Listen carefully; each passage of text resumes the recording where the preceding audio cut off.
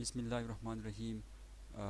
आज हम शुरू करने वाले हैं फर्स्ट ईयर फिज़िक्स का चैप्टर नंबर 3। उनके जो एमसीक्यूज़ होंगे उनको हम सॉल्व करने की कोशिश करेंगे। ठीक है, इसमें से जो पहला एमसीक्यूज़ आपको गिवन है वो कुछ इस तरह से है कि आपको बताया जा रहा है कि a ball is threw vertically upward at 19.6 metre पर सेकेंड।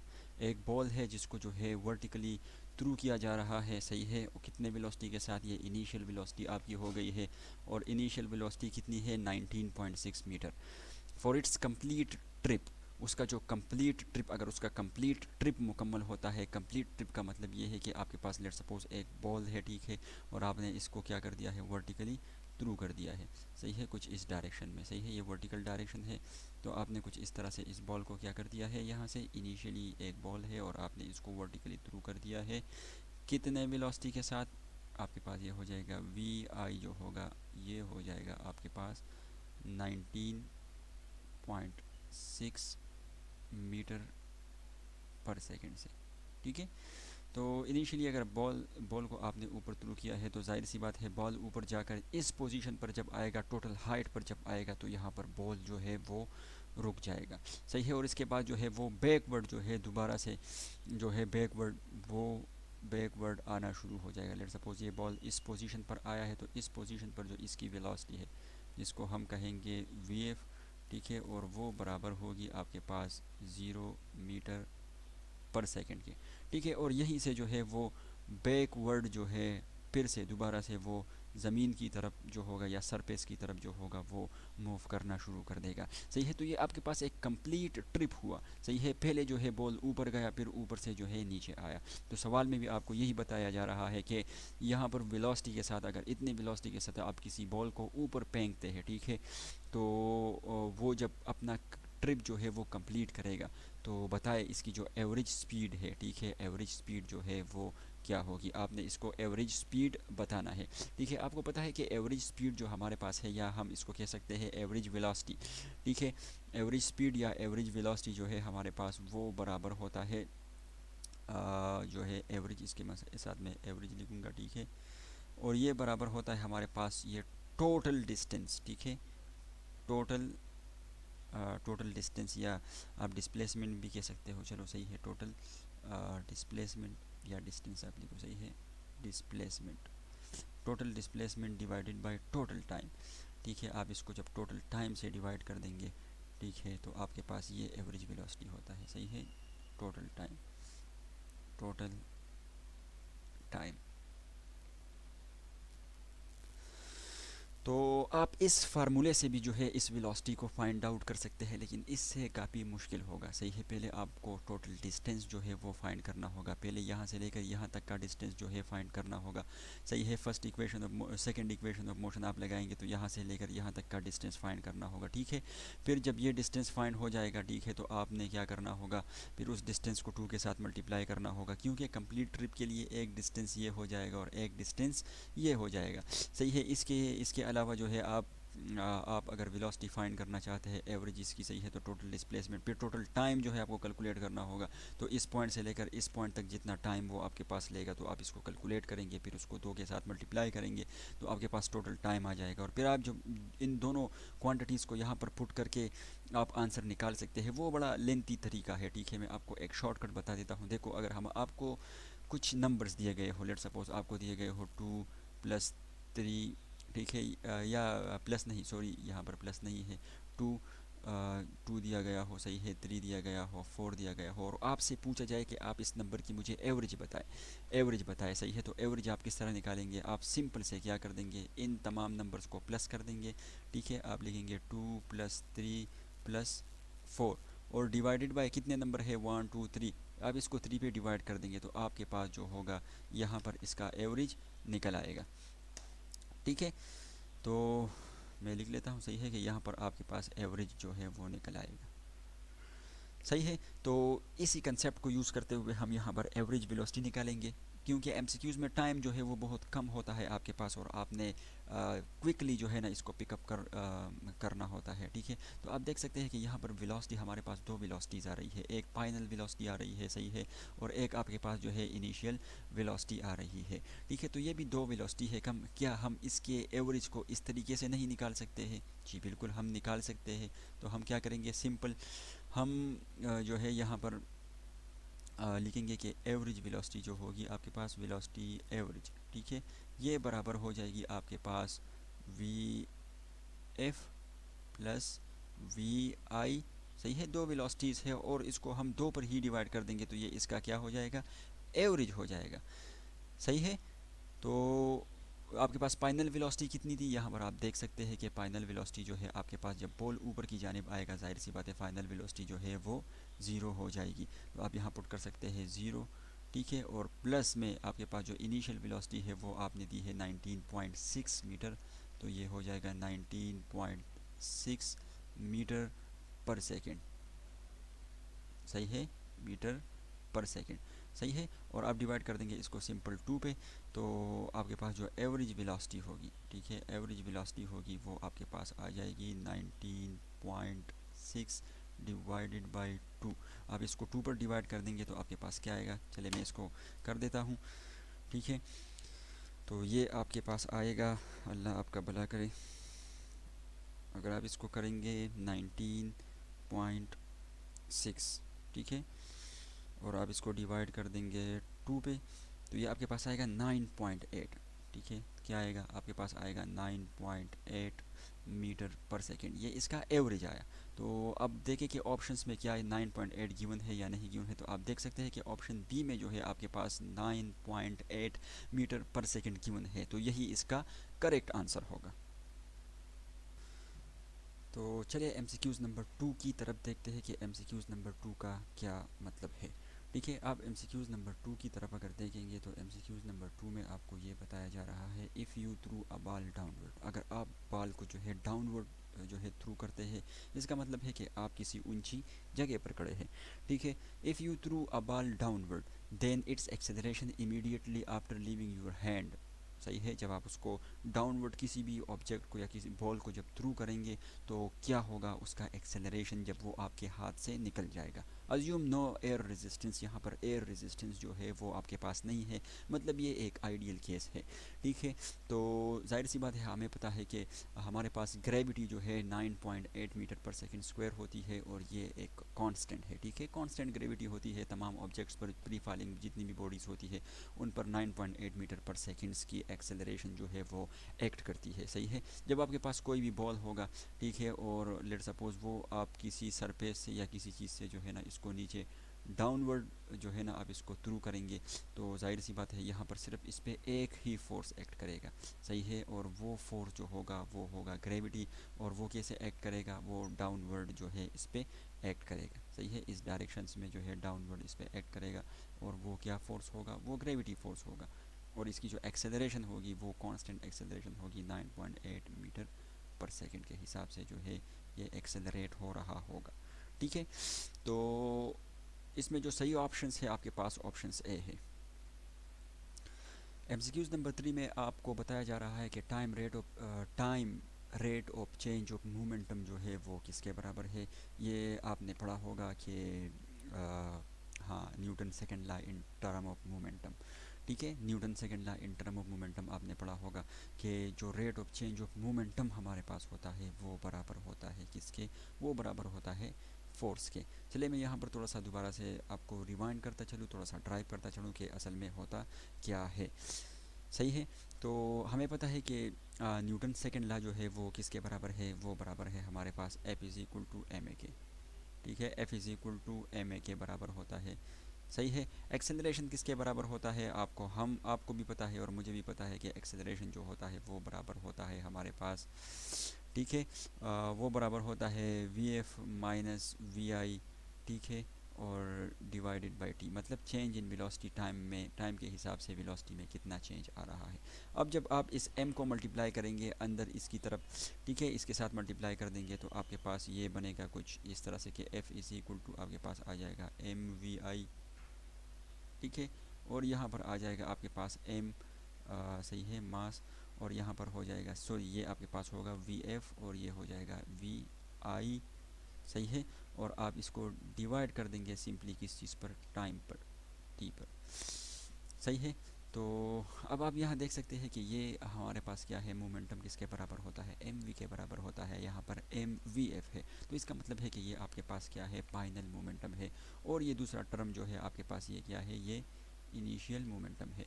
तो मैं इसको लिख सकता हूँ कि पी फाइनल मोमेंटम, ठीक है, और माइनस पी इनिशियल मोमेंटम, सही है। और इसको हम डिवाइड कर देंगे किस पे, टी पर डिवाइड कर देंगे। तो आप देख सकते हैं कि यहाँ पर ये क्या चीज़ है हमारे पास, असल में ये जो हमारे पास है ये चेंज इन मोमेंटम है। तो मैं लिख सकता हूँ कि फोर्स जो होगा आपके पास वो बराबर हो जाएगा, किसके बराबर हो जाएगा, चेंज इन मोमेंटम, ठीक है, और चेंज इन टाइम, सही है। कि टाइम के हिसाब से मोमेंटम में जो है आपके पास कितना चेंज आ रहा है, ठीक है। तो ये न्यूटन सेकंड लॉ है इन टर्म ऑफ मोमेंटम। और इससे हमें डायरेक्टली पता चलता है कि टाइम रेट ऑफ चेंज जो है आपके पास, टाइम रेट ऑफ चेंज जो है, time rate of change of momentum जो है वो किसके बराबर है, वो फोर्स के बराबर है, ठीक है। तो क्या कर देंगे, यहाँ पर जो ऑप्शंस ए है आपके पास वो करेक्ट ऑप्शंस है।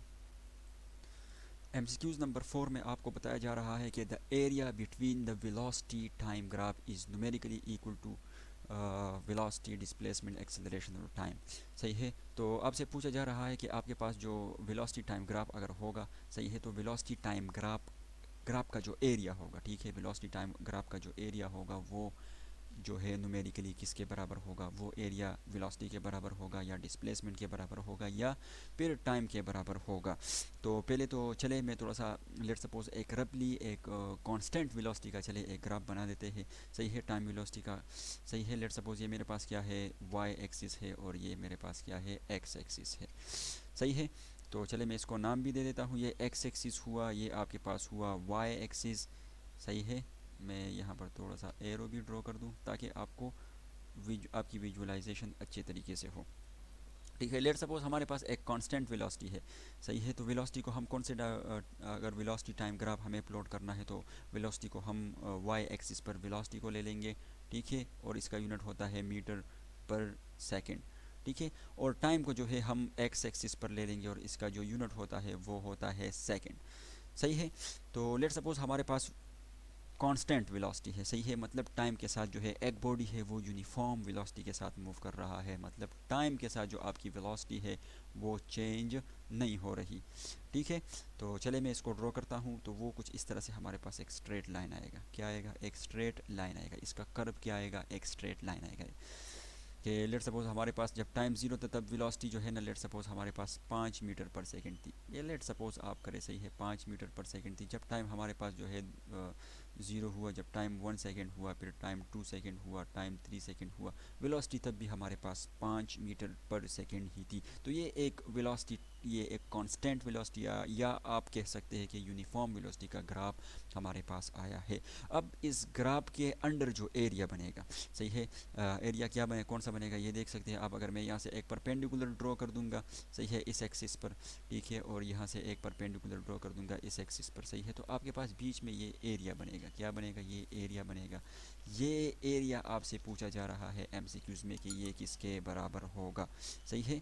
ये एरिया आपने बताना है कि ये एरिया जो है ये किसके बराबर होगा, आया ये वेलोसिटी के बराबर होगा या डिस्प्लेसमेंट या एक्सेलरेशन के बराबर होगा। तो यहाँ पर एक बात याद रखें कि वेलोसिटी टाइम ग्राफ के बीच में जो अंडर एरिया बनेगा वो एरिया हमेशा बराबर होगा किस चीज़ के, डिस्प्लेसमेंट के बराबर होगा। इसको इसके लिए एक अलग सी वीडियो में बनाऊंगा, ठीक है, कि किस तरह से ये डिस्प्लेसमेंट के बराबर होगा। बस यहाँ पर आप ये याद रखें कि वेलोसिटी टाइम ग्राफ के अंडर जो एरिया होगा वो आपके पास हमेशा डिस्प्लेसमेंट के बराबर होगा, ठीक है। किस चीज़ के बराबर होगा, डिस्प्लेसमेंट के बराबर होगा, ठीक है। इसी तरह से एक्सेलरेशन और टाइम के दरमियान अगर मैं यहाँ पर एक्सेलरेशन पुट कर दूँ, सही है, और यहाँ पर टाइम हो, तो एक्सेलरेशन टाइम ग्राफ के बीच में जो एरिया होगा उसके अंडर जो एरिया होगा वो एरिया आपके पास हमेशा बराबर होगा वेलोसिटी के, ठीक है। तो यहाँ पर जो सही ऑप्शंस है वो आपके पास है ऑप्शंस बी और वो है डिस्प्लेसमेंट। MCQs नंबर 4 में आपको बताया जा रहा है if the slope of velocity time graph gradually decreases. अगर स्लोप जो है आपके पास वेलोसिटी टाइम ग्राफ का ग्रेजुअली क्या हो रहा है, डिक्रीज हो रहा है, then the body is said to be moving with, तो बॉडी जो है वो मतलब पॉजिटिव एक्सेलरेशन के साथ मूव करेगी उस टाइम, या नेगेटिव एक्सेलरेशन के साथ मूव करेगी, या यूनिफॉर्म वेलोसिटी के साथ, या ज़ीरो एक्सेलरेशन के साथ मूव करेगी। तो चलो देख लेते हैं कि बॉडी किस तरह से मूव करेगी। सही है, तो पहले तो मैं यहाँ पर let suppose velocity time graph draw कर देता हूँ। सही है, तो ये हुआ आपका वाई एक्सिस, सही है, जिस पे हम वेलोसिटी लेंगे, और ये आपका हुआ एक्स एक्सिस जिस पर हम क्या लेंगे, टाइम लेंगे। सही है, वेलोसिटी जो है उसका यूनिट होता है मीटर पर सेकंड, ठीक है, और यहाँ पर जो टाइम है, टाइम का यूनिट होता है सेकंड। ठीक है, लेट सपोज मैं एक ग्राफ ड्रॉ कर देता हूँ कि वेलोसिटी एक बॉडी मूव कर रही है, सही है, कुछ वेलोसिटी के साथ, और उस वेलोसिटी और टाइम का जब हमने ग्राफ ड्रॉ किया, लेट सपोज वो ग्राफ जो था वो आपके पास कुछ इस तरह से आया। चलिए मैं इसको ड्रॉ करने की कोशिश करूँगा। लेट सपोज वो कुछ इस तरह से आया। सही है, अब आप इस ग्राफ को देख सकते हैं कि ये ग्राफ जो है टाइम के साथ क्या हो रहा है, डिक्रीज हो रहा है। इसका जो स्लोप है, if the slope of velocity time graph gradually decrease, अब इस ग्राफ की स्लोप को आप देख सकते हैं, ये ग्रेजुअली हमारे पास क्या हो रहा है, डिक्रीज हो रहा है। सही है, चलो इस पॉइंट से कंसीडर करते हैं। अगर इस पॉइंट पर आप स्लोप फाइंड करने की कोशिश करेंगे तो स्लोप इस पॉइंट पर आपके पास कुछ इस तरह से बनेगा। सही है, आप यहाँ पर क्या कर देंगे, सिंपली एक टेंजेंट जो है वो ड्रॉ कर देंगे। सही है, एक टेंजेंट ड्रॉ कर देंगे तो आपके पास यहाँ का स्लोप जो है वो निकल आएगा। चलिए मैं टेंजेंट को ड्रॉ करने की कोशिश करता हूँ। लेट सपोज जो है आपके पास ये एक मिनट, तो ये आपके पास टेंजेंट जो है यहाँ पर कुछ इस तरह से ड्रॉ होगा। सही है, तो ये टेंजेंट यहाँ से ड्रॉ होगा, तो इस पॉइंट पे जो स्लोप होगा वो इस टेंजेंट का जो स्लोप है वो है। अब इस पॉइंट पर आप देख ले, अगर मैं इस पॉइंट पर स्लोप जो है वो फाइंड कर दूँ, कैसे फाइंड करूँगा, सिंपली जो है मैं उसी टेंजेंट को जो है ड्रॉ कर दूँगा।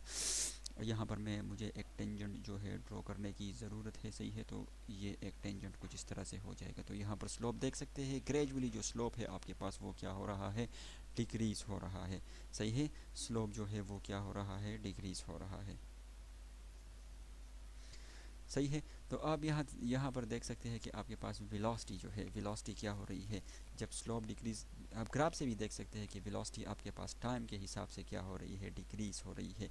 वेलोसिटी क्या हो रही है, डिक्रीज़ हो रही है। सही है, टाइम के हिसाब से।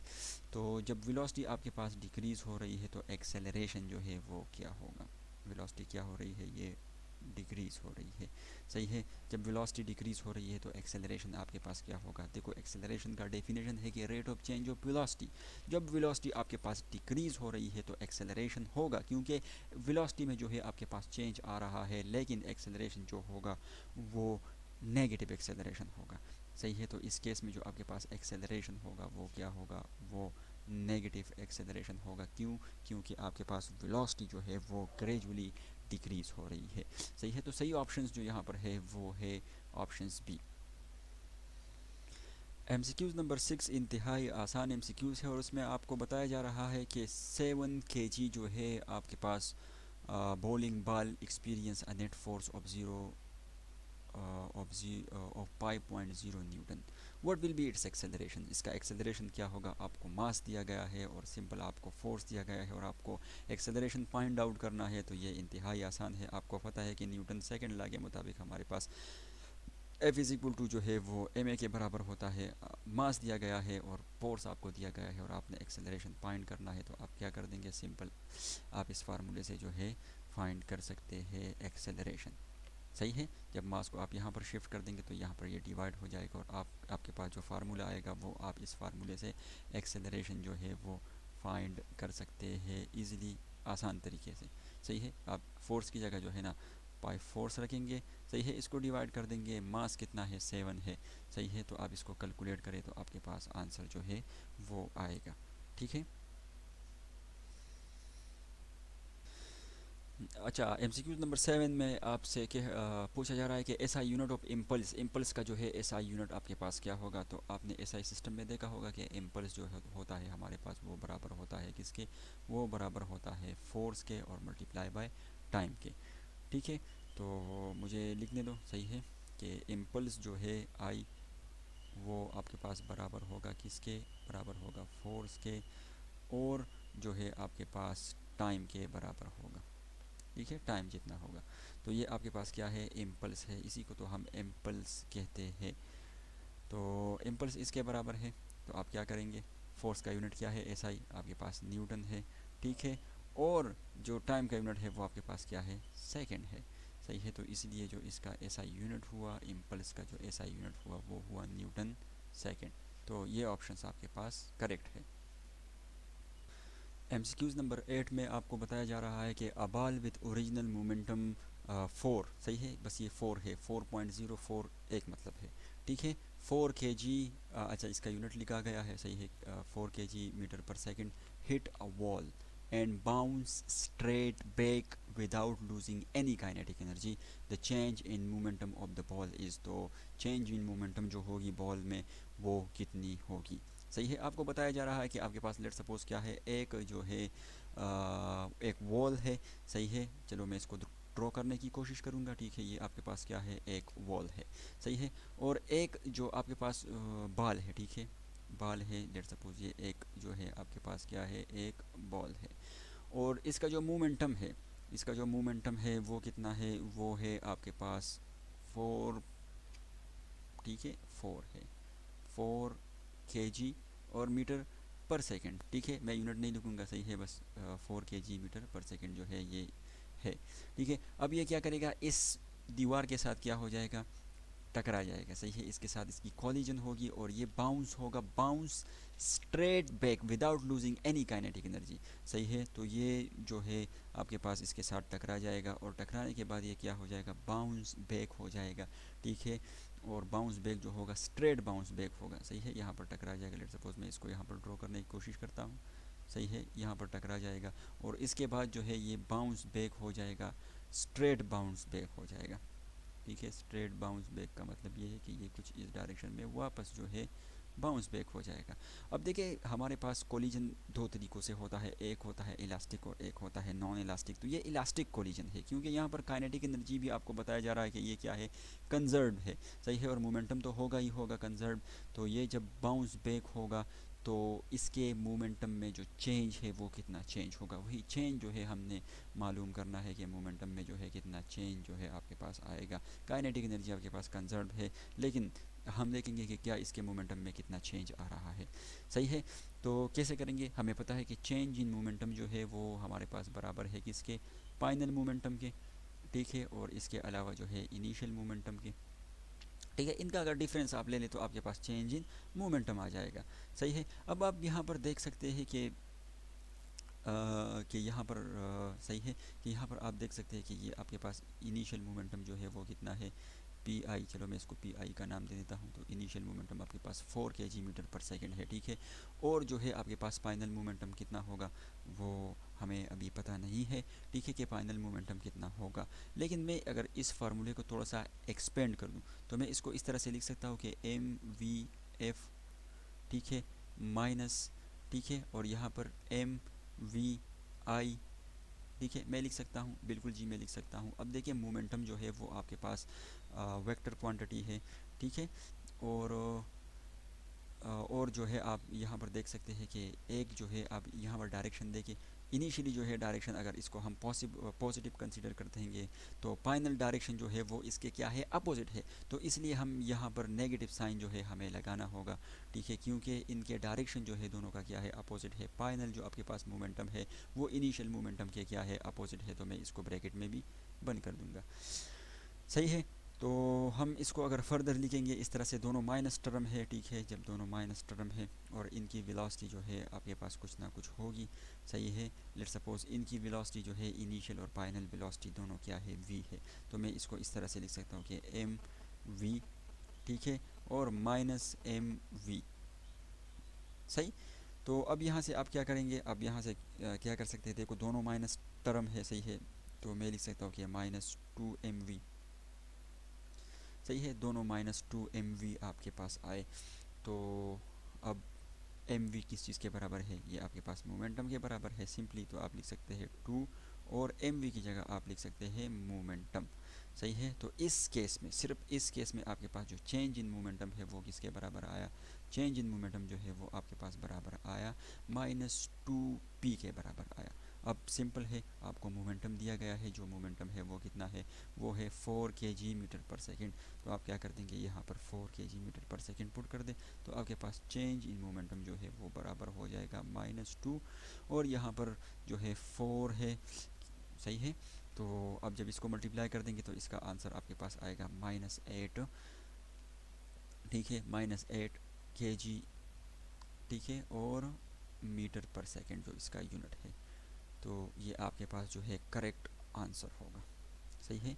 तो करेक्ट ऑप्शंस जो आपके पास इस एमसीक्यूज़ में है वो होगा आपके पास ये वाला कि -8 न्यूटन सेकेंड, ठीक है, -8 न्यूटन सेकेंड जो है आपके पास ये करेक्ट ऑप्शंस है। एमसीक्यूज़ नंबर 9 जो आपको दिया गया है, तो उसमें आपको बताया जा रहा है, ये थोड़ा सा लॉजिकल एमसीक्यूज़ है, सही है, थोड़ा सा लॉजिक इसमें से जो है यूज़ किया गया है, ठीक है। वो आपको बता रहा है इस एमसीक्यूज़ में कि एक बॉडी है जो ट्रेवल कर रही है, इनिशियली जो है ट्रेवल कर रही है with a constant acceleration of 10 metre पर सेकेंड स्क्वायर, ठीक है। एक बॉडी है जो ट्रेवल कर रही है, आपके पास कितने एक्सेलरेशन से, वो एक्सेलरेशन से जो है वो एक्सेलरेशन जो है वो कांस्टेंट एक्सेलरेशन है, और वो है 10 मीटर पर सेकेंड्स है, ठीक है। If s1 is the distance travel in first second, अगर एक सेकेंड में वो डिस्टेंस जो ट्रेवल करता है वो s करता है, दूसरे सेकेंड में वो जो डिस्टेंस ट्रेवल करता है वो s2 होता है, तो which of the following shows a correct relations between s1 and s2। तो s1 एंड s2 का जो करेक्ट रिलेशन होगा, कौन सा रिलेशन जो है वो करेक्ट रिलेशन होगा इस केस के लिए। चलिए इसको थोड़ा सा डायग्राम से समझते हैं कि असल में इस एमसीक्यूज़ में क्या आपको बताया जा रहा है। लेट सपोज आपके पास क्या है, एक बॉडी है जो ट्रेवल कर रही है कांस्टेंट एक्सेलरेशन से। लेट सपोज मैं इसको बॉल बना देता हूँ, सही है। लेट सपोज ये आपके पास एक बॉडी है जो ट्रेवल कर रही है एक कांस्टेंट एक्सेलरेशन से, सही है, कांस्टेंट एक्सेलरेशन से, और वो एक्सेलरेशन कितना है, वो है 10 मीटर पर सेकेंड स्क्वायर है, ठीक है। 10 मीटर पर सेकेंड स्क्वायर के साथ ये जो है एक्सेलरेशन कर रही है, ठीक है। If s1 is the distance travel in 1 second, let suppose मैं यहाँ पर चलो एक एक्सिस भी ड्रॉ कर लेता हूँ, सही है, टाइम का एक्सिस ड्रॉ कर लेता हूँ, तो टाइम का एक्सिस कुछ इस तरह से ये ड्रॉ हो जाएगा, ठीक है। कह रहा है कि अगर s1 जो है आपके पास जो है ये डिस्टेंस है एक सेकंड में, लेट सपोज एक सेकंड में बॉडी जो है यहाँ पर पहुँची, कहाँ पर पहुँची, यहाँ पर, लेट सपोज यहाँ पर पहुँची, सही है, एक सेकंड में, ठीक है। तो इसने जो डिस्टेंस एक सेकंड में कवर किया, लेट सपोज ये यहाँ से लेकर यहाँ तक का जो डिस्टेंस था ये क्या था, s1 था, सही है। तो ये s1 डिस्टेंस इसने एक सेकंड में जो है कवर किया, ये टाइम का एक्सिस है, लेट सपोज, ठीक है। और फिर जो है जब टाइम t2 हुआ, सही है, टाइम जब आपके पास क्या हुआ, t2 हुआ, सही है, टाइम जब 2 सेकंड हुए, ठीक है, कितने हुए, 2 सेकंड हुए, तो इसने डिस्टेंस फिर से कवर कर लिया, ठीक है। और वो डिस्टेंस अब के बार कितना डिस्टेंस जो है इसने कवर किया, अब के बार जो इसने डिस्टेंस कवर किया तो वो इतना डिस्टेंस था, और वो डिस्टेंस जो था उसका मैग्नीट्यूड जो था आप कह सकते हैं वो था s2, ठीक है। तो आपने बताना क्या है, आपने बताना है कि इस s1 और s2 के दरमियान जो है रिलेशन, असल में क्या रिलेशन है इनके दरमियान के s1 s2 के किस बराबर होगा। तो आपको 4 ऑप्शंस दिए गए हैं, तो अब हम देखेंगे कि कौन सा ऑप्शंस जो है इसमें से करेक्ट है, ठीक है। तो सबसे पहले तो हम क्या करेंगे, s1 को फाइंड करने की कोशिश करेंगे, सही है। तो इसके लिए हम जो है न्यूटन का सेकंड लॉ जो है उसको यूज़ करेंगे, सही है। तो न्यूटन का सेकंड लॉ हमें क्या बताता है, डिस्टेंस के बारे में बताता है कि डिस्टेंस जो होगा आपके पास किसके बराबर होगा, वो बराबर हो S is equal to V I T, ठीक है, और प्लस हाफ, ठीक है, और ए टी स्क्वायर।